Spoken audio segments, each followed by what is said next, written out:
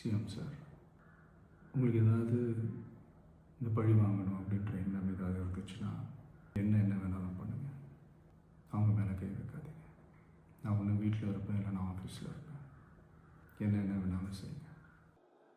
CM sir அவர்களே, என்ன வேணாலும் செய்யுங்க, அவர்களை விட்டு விடுங்கள். நான் ஆஃபீஸ்லேயோ வீட்டிலையோ தான் இருக்கிறேன்.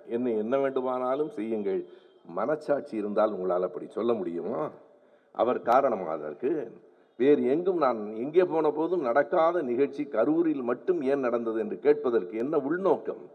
இப்போது என்ன சொல்கிறார் என்றால், அப்படி பக்கிரி என்று சொல்லி அவரை அவ்வளவு கடுமையாக விமர்சித்தவர் இப்போது என்ன சொல்கிறார் என்றால், ஏன் அவர் இந்த மக்களை பார்க்கவே இல்லை என்று பத்திரிகையாளர்கள் கேட்கிற போது, தம்பி வராட்டி என்ன அண்ணன் வந்துட்டல, அட்டேப்பா அண்ணன் தம்பி பாசமலரை விட அதிகமாக இருக்கு.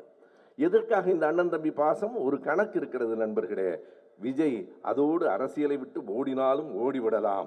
ஓடிவிட்டால் தம்பியின் வாக்குகளை எல்லாம் அண்ணனுக்கு போடுங்கள் என்பதுதான் அதனுடைய அரசியல், அதனுடைய சூழ்ச்சி, அதனுடைய வன்மம் ஒன்றை நான் அழுத்தமாக சொல்லுகிறேன். நான் யார் காட்டுமிராண்டி? மறுக்க சொல்லு. பேர் மதிப்பிற்குரிய வரலாற்று பேராசிரியர் ஐயா சுபவீரபாண்டியனை